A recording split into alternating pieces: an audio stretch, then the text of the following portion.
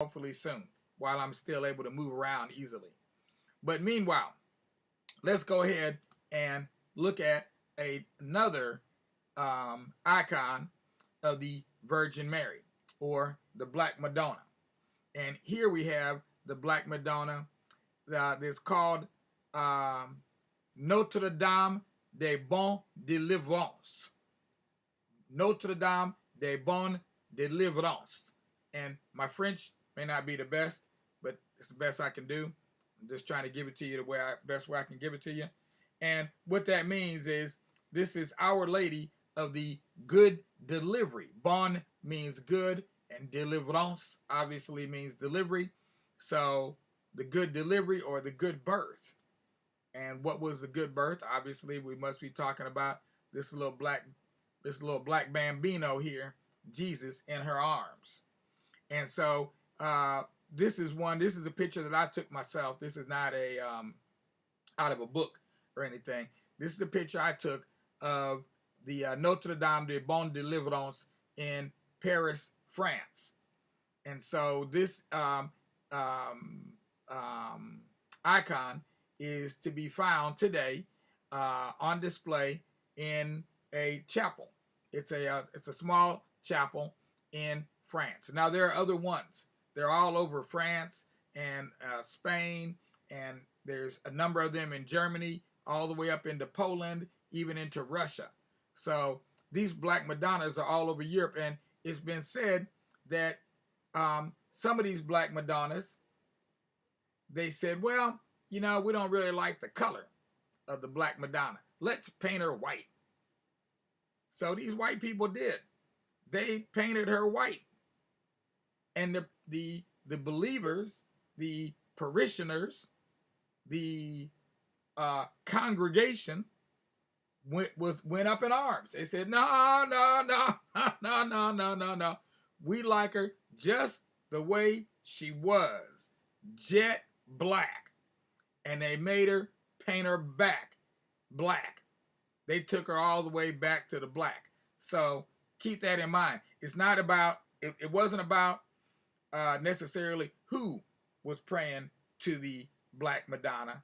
It was the Black Madonna itself. It is the Black Madonna itself that is important, just the way that it is. So they don't want them painted white. They tried that already, didn't like it. So keep that in mind for all you people out there that think that that have questions about whether or not these icons are still being recognized as Black Madonnas. Now, many of these sites are, what's the word for it? These chapels, these cathedrals that have been built, etc., were built on a former site, a site where they were formerly, what's the word for it?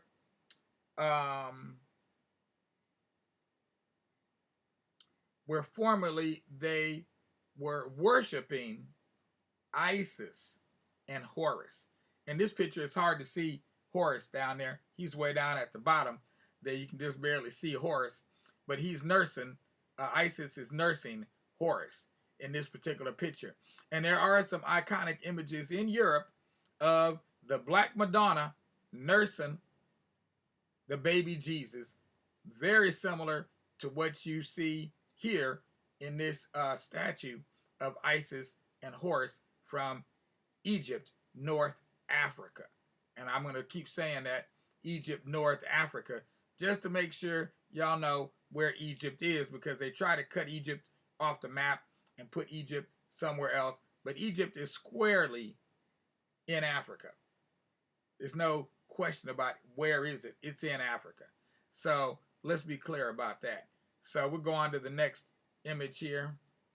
Whoops, went 2 images. There we go. Next image here. And as you can see, that is me in Paris, France, with a replica of the Notre Dame des Bonnes Deliverances. And you can see that it's very clear that she's black and that the baby Jesus is black, first of all. And second of all, you can clearly see the designs on her outfit. And I believe those are fleur-de-lises. I can't really see them that well. They're not large enough for me to really make out. But I believe those are fleur-de-lises on her outfit. And then you see she's got a scepter there in her hand. And of course, in her other hand, she has the baby Jesus. And so these are, like I said, they're not just images. It's not a matter of imagery. This is a matter of, these are like in the Hindu culture, they're called murtis, and a murti is an embodiment of a particular god. And in this case, this is the embodiment of the Saint Mary, or the Virgin Mary, otherwise known as, in this case, the Black Madonna. Okay, so they're very important, and they have to be in the Yoruba culture. We actually will feed our ancestors. We will feed these the gods. Basically, we will feed the Orisha. The Orisha will be fed, and they'll be fed things that we would expect that they would like. There's the cigars. There's the actual food. There's the fruits and vegetables. You know, it's like meat. So they're actually fed. And here you see an image of Horus sitting on his throne, okay, in his adult capacity. You see Horus sitting on the throne, and one of the pharaohs, I'm not sure which one that is, paying homage to him and obeisance as he prays to him and is burning the incense. So that long spindly thing you see in the pharaoh's hand, that is an incense burner. And out there on the end of it, I believe, is where the incense is burning, or it might be burning in that little bowl right there in the front. Okay, but it is definitely an incense burner. Okay, and there's the burning of the incense is all part of religious ceremonies still today in the Christian religion, particularly Catholicism, and as well as in the Muslim religion, the Hebrew traditions, as well as the what's the other one out there? As well as the Hindu. So, you know, the incense burning in the Buddhist religion. So all of these major religions around the world use incense, even in Africa as well. We use incense as well because the fragrances and this sense of smell is connected to the oldest part of the brain. And so some of our memories, some of our deepest memories are triggered by smell. Yeah, they're actually triggered by smell. And so fragrances, smells are very, very important, not only in religion, but in everyday life, but particularly in when dealing with religion and religious ceremonies, etc. Okay, so now we have here another image of the Notre Dame de Bonne Deliverance in France. That's a closer image of her. It's a little bit on the dark side. I could have lightened that up a little bit, but then she might not have came out as black. Okay, so that one is a little bit difficult to see her. Let's move on to another image over here. Now, this one here, when we're talking about imagery, and I use imagery a lot. I'm a graphic designer, an artist as well, and as well as a historian. And there are certain techniques, there are certain practices that are used to symbolize different things. And in this case, I'm showing a picture of a pharaoh, maybe Tutankhamun, and you see the little circles on his crown. Now, you can clearly see this is something that he's wearing on his head, like a helmet or a head covering of some sort, but it is imitating what actually started off as a hairstyle. So it's imitating a hairstyle, and that's why it's got all the little circles on there because it's imitating the hair of black people, because our hair has not typically been a long and stringy, but rather coiled in a helical coil, just like strands of DNA. If you want to get scientific on it, we can go scientific on it too. Okay. Now here's another one where you can see these little circlets even better. And they go to a lot of time and trouble to make all them little circles. So they weren't doing it for their health. They were doing it for a particular reason, because it was symbolic of who these people are, who this person is. That was something that was important. And so in Japan, when they depict the Buddha, they actually have a number of these kinds of circles that the hair will be coiled into on the head of Buddha. And if I'm not mistaken, the number is 626 coils. They got it down to a science. So this is not something that I'm just making it up. I'm coming off the top of my head now. Somebody else has been thinking about this and dealing with this long before I ever came along. I'm just an interpreter. Okay, that's my job, is interpretation. Okay, and what's the word for it? Dissemination. And so that's what I'm doing now. I'm disseminating some ideas. Now here, this picture, because of the way I had to crop it, it's not as clear as I would like. But you can see in the background over here. No, I can't get my cursor to go over there. Okay, I need to fix that part so I can get the cursor to go over there. But in the on the left side of the image at the bottom in the corner, you see what are clumps of wheat. And there's another one of papyrus growing there. So papyrus was important because people made things out of it like paper. And then the wheat was important because people use that as a food, okay, the grain. And so you see here an image of the god Min. And again, we're dealing with symbology here, and I just wanted to share this kind of symbology with you. He is a goddess of fertility. How do you know? Because he's got an erect penis there, okay? That gives you a good clue that he's a god of fertility. And then there's writing there, there's hieroglyphic writing there as well that will inform you that as well. But clearly, he's a god of fertility, and clearly the Egyptians recognized that it was that part of the human male anatomy that would fertilize the egg of the woman, and that brought about life, which means that it was something that was very important. What? You're not seeing any pictures? Huh. Okay. Well, I hope somebody's seeing pictures, because I'm seeing pictures over here. All right. So, well, that's interesting. Okay. I tell you what, if you're not seeing pictures, listen to the presentation, and when I'm done, and I will make sure to repost it. Make sure that it gets reposted, or the recording. You should be able to see the recording when I play the recording. Okay, you should be able to see it on there. So let's see how that works, because I'm clearly seeing it here, so it should be posting up there. Let's see, what else is there? We're moving on here. Next image. This is an image of Horus and one of his symbols, which is the hawk.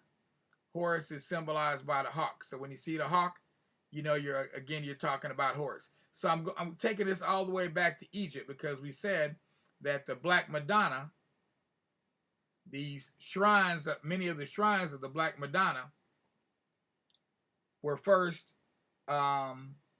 originally shrines to Isis and Horus. Okay, so we're making that connection, and we're looking at some of the symbology that's used in Egypt to represent Isis and Horus, well, particularly Horus. Okay, here we see another image of the La Vierge Noire de Paris. La Vierge Noire is the Black Virgin, right? Or the Virgin that is black of Paris, otherwise known as Notre Dame de Bonne Delivrance, or the Our Lady of the Good Delivery. And so clearly, now this image here I've taken off of a flyer, or I've taken off of oh, you know what, Solomon? The reason you're seeing me is you're looking at it on Facebook. Go to YouTube, switch to YouTube, Solomon, and then you'll see me there. Okay, you'll see the images there. Yeah, you have to go to YouTube. That's why you're not seeing it. You're looking at it on Facebook. Okay? Yeah, so on Facebook, all you do see is me. That's true. All right? Sorry about that. Now, where was I at? Okay, so La Vie Noire de Paris. And yeah, so if there's anybody else out there that is not seeing not seeing the images, you want to go to YouTube. That's why I try to get everybody to sign up and subscribe to our Black Facts YouTube channel. Now I will repost it and make sure that you get the other version where you see the images when we're done with this. Okay, so I'll do that shortly. Meanwhile, let's move on. I particularly like that picture there. Now this one here, I had a guide that went with me when I was doing my tour of Black Gods and Saints, just for part of my tour. I didn't have the same person, people didn't go with me, but oftentimes I did not go by myself. And so on this particular journey to see the Notre Dame de Bon Deliverance, my guide spotted this stained glass window of the Black Madonna, but it was off to the side and it was obscured by a couple of what do you call those things? Banners, like these floor things that they use at conventions. And so they had two of them there that blocked the entryway to where you could get to the little niche where they had this particular stained glass window.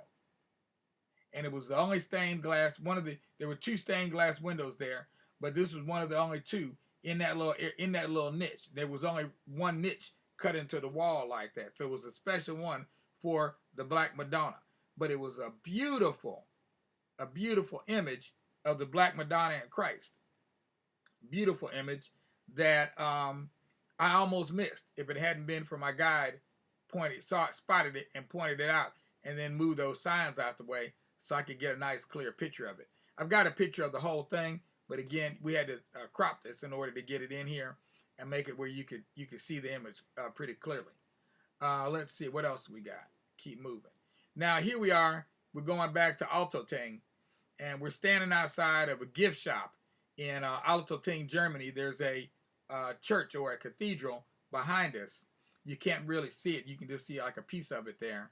But right behind us there, next to the young lady, you'll see another image of the Black Madonna at Altötting. That one I said was 600 years old. So again, these can be found all over Europe, and we're gonna start cycling through these images now. This is the outside of the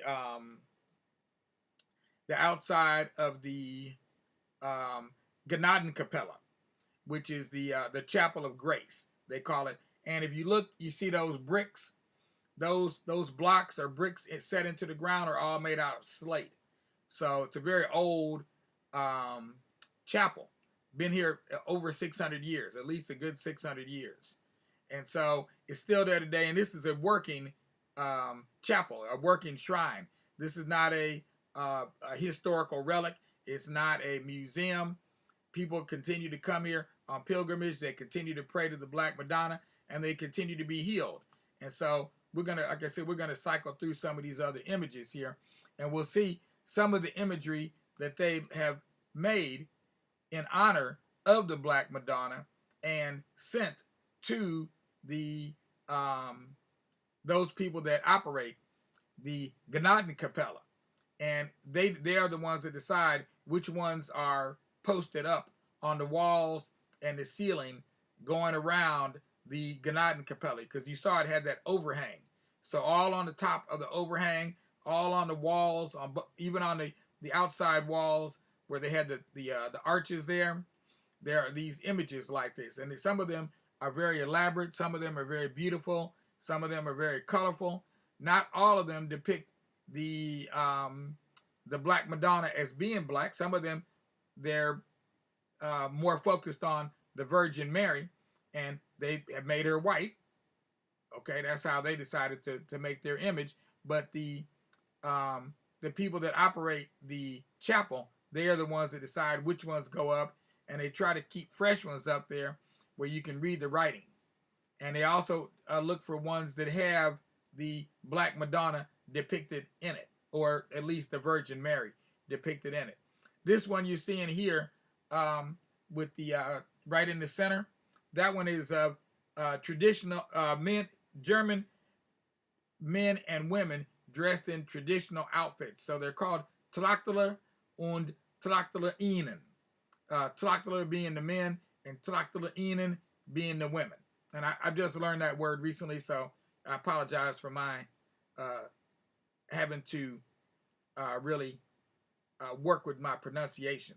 But that word is pretty much a tongue tire. The other thing they look for when they go to post these up is that they show how the Virgin Mary has blessed them in one way or another. And so you see one down there on the bottom in the left-hand bottom corner where it's showing a tractor upside down. And so a lot of these are showing images of accidents, car accidents, truck accidents, accidents on buses, a lot of moving vehicle accidents, vehicular accidents. But somehow the person was saved as they prayed to the Virgin Mary. Their prayer was answered and the person was saved. And so that's what you're seeing here going all around the outside. You see there's another one with a tractor, and you can see the man just got run over by the tractor there. Now, we had something like that happen in Cleveland to a priest. I guess he didn't pray to the Black Madonna because he didn't make it. Okay, maybe he should have been doing that. But he was protesting segregated schools in Cleveland, so at least he was kind of on the right track anyway. But here you have prosthetic devices, medical devices that people were using to maintain their mobility, but they prayed to the Black Madonna. They were healed and had no more need for their devices, and so they've left them here, and they're hanging on the wall. And you may also see, this one here. I'm going to go back one. This one here says, our prayers have been answered. And you see it's dated there, 2004. And we'll keep going around here. Now, I don't know why that one does that. Oh, maybe that's me. Wow. I didn't mean to make it do that. Okay. Not sure why it's doing that. Huh. That's weird. Okay, now it doesn't want to go. Go. Okay, how about now? Now to go. Okay, and so we're coming to the end of these images here. These are some of the oldest images.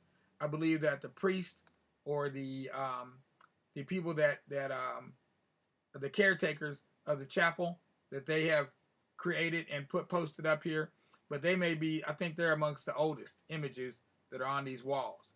And here you see me in one of the cathedrals standing next to another image of the Black Madonna. So as you can see, they're quite prolific. They're everywhere. They were all in the gift shop. And then here you see a priest with the Black Madonna inside the actual chapel. And all that stuff around the outside of the Black Madonna, that's actual gold.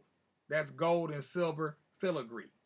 And so you can see that people have spent a lot of time and money they've invested into maintaining and decorating this particular chapel. But these decorations, again, are not just decorations. They are depictions of biblical scenes and have religious meaning. So they're more than just decorations. And here what he's doing is he is opening up the case that where the Black Madonna is at, and he's taking her out, and then he's going to dress her up in a new outfit. And so we're going to cycle through these images here, where you can see he's taken off the crown of the baby Jesus and Mary. He's taken their crowns off. You know, their heads have a special shape to hold the crowns. And then you see here, there's another man with him who works with the clothes. He's like the tailor, and you know, because she has her own personal tailor. And now you can see her unclothed. So this is how the artist had depicted her when he carved her, and she's a wooden carving. So she's carved out of a particular kind of a tree, and the tree is called a linden tree, or sometimes they call it Maria linden. Okay, and there are some of these trees. These trees are considered to be sacred trees in Germany, and so there are some sacred sites where the primary focus of the site is the linden tree. Okay, in Germany today. Right, this is in modern day Germany. Even though Germany is quote unquote a Christian country and part of the Holy Roman Empire, etc., a lot of these practices harken all the way back to the worship of Isis and Horus that had been is the original inspiration for all of these Black Madonnas that we're seeing. Okay, and so here you have some close-up images of the Black Madonna, and you know, he's again working with her. He's I think he's putting the crowns back on. He's putting their crowns back on. They've now got her new outfit on here. You see, she went from a white outfit to a blue outfit, a dark blue, kind of a royal blue outfit. Now, the Black Madonna, in order to be a saint in the Catholic Church, you have to perform so many miracles. And so she's known for having performed the actual icons themselves. Each of these Black Madonnas that are in different places scattered all over Europe, each of them have been known to, what's the word for it? Perform miracles, miraculous things, like stopping cannonballs and things like that. And that's what you're seeing an image of being depicted here on a battlefield. And then there you see a depiction of what people recall seeing coming out of the sky over the battlefield. So I'm not sure what battle that is. I can't give you the details, but I can tell you that this site is in Bavaria, Germany, and Bavaria is considered to be the heart of Germany. And so what you're seeing depicted here is a vessel that contains the heart of one of the Holy Roman Empires. And there's like about of the Holy Roman Empire. And there were about 10 of these emperors that have their hearts in these vessels inside this chapel in Altötting, Germany.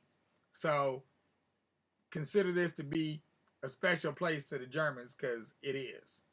All right, it's one of the oldest and most venerated shrines of the Black Madonna in all of Germany.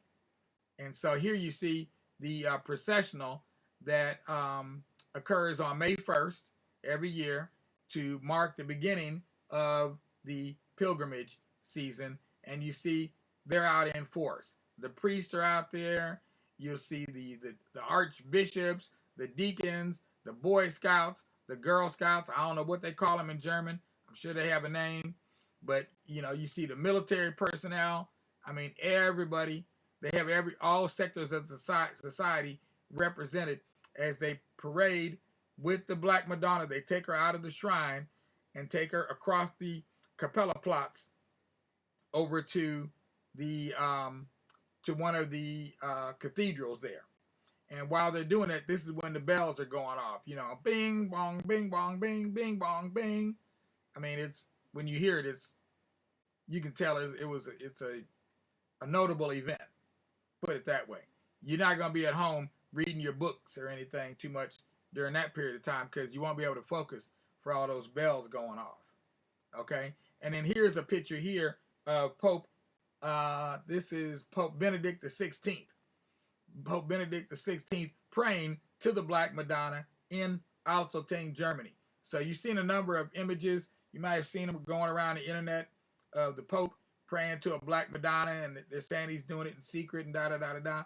Well, here he is doing it. It's right out front. It's not a secret. Everybody knows this is what he does because he grew up near Altötting in Germany, and so therefore this was a place that he had gone to many times before he ever became the Pope.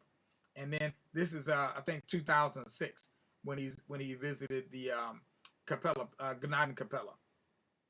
And so that's the last image for this whole series. Sorry that went so long. That was 37 minutes. I usually try to keep it down to less than 30. But today is a special day, being it is Easter Sunday. And I wanted to do something to in line with the holiday, recognizing the holiday, and at the same time dealing with it from a historical perspective that most times is not dealt with, not spoken of, not talked about in the United States of America. Now, outside of the U.S., it's talked about quite a bit. You did, if you were watching yesterday, I played a webinar, part one of a 3-part webinar by a woman by the name of Stephanie Graffier. I can't remember her last name, but she is an American scholar, of religious scholar, as well as a naturopathic doctor up in Oregon, I believe, and she has also was enamored of the Black Madonna and Child, and not only researched the Black Madonna and Child and wrote about them in terms of a master's thesis that she did, but she also went on a pilgrimage she followed the Camino, or Jacob's Way, they call it, Jakob's Weg, they call it in German, from one of the furthest points out all the way to its focal point, which apparently is a place called Santiago de Compostela, which is on the coast. Looks like it's on the coast of Spain, but it could be the coast of Portugal. It's either Portugal or Spain, but it's on that western coast of the Iberian Peninsula. And she was pointing out how there are Black Madonnas all along that Jakob's Weg that spread out into Europe like veins. They spread out like the veins in your hand. You know, they come from your heart. You have one artery that comes from the heart, and then it goes down and it branches off into veins and capillaries. And so this Jakob's Weg is the same way. It starts in, Santiago de Compostela, and then it goes down and it branches out and ends up in Paris and numerous other parts of Europe where there are some very revered holy sites dedicated to the Black Madonna, with other sites dedicated to the Black Madonna all along Jakob's Weg. So this is a big thing. It's a big deal.